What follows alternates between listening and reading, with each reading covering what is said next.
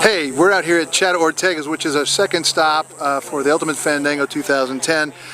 Again, a bit of commentary about this particular location. By the time we shot this location in the film, it was coming toward the end of the film, and I'm actually standing right now roughly where the Groovers got together and looked at the picture by the Cadillac.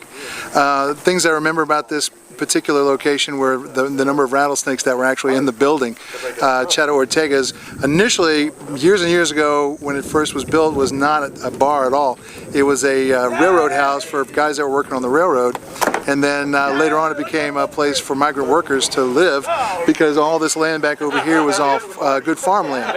But Chata Ortega's, for our purposes in the movie, was the bar, and by the time we got here the slab had already been broken up in the base of it, and before I went into Chata Ortega's, they had a rattlesnake wrangler that had come along and taken like 14 or 15 rattlesnakes out of the building.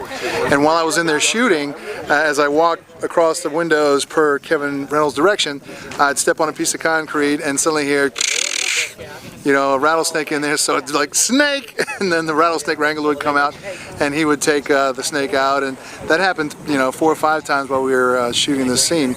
But something that was always very fascinating to me and was fascinating to be here was the scene that's in the movie when Kevin Costner says, you know, Rome got a bird dog and females and fences, and if y'all just come with me, and the birds, the flock of birds flies out from behind him.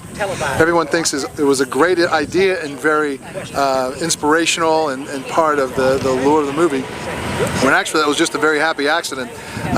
There was nobody back there flushing birds.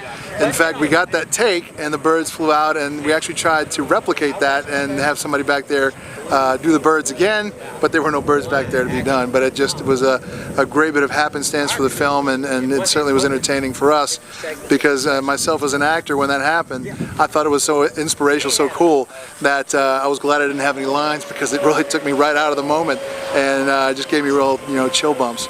So that's a bit of Chata Ortega. If you'd like to know any more about it, or if you have any questions about it, ultimatefandango.com. Just get on there and you know, ask the questions, and I'll be happy to answer them. Thanks. We're on to our next location now.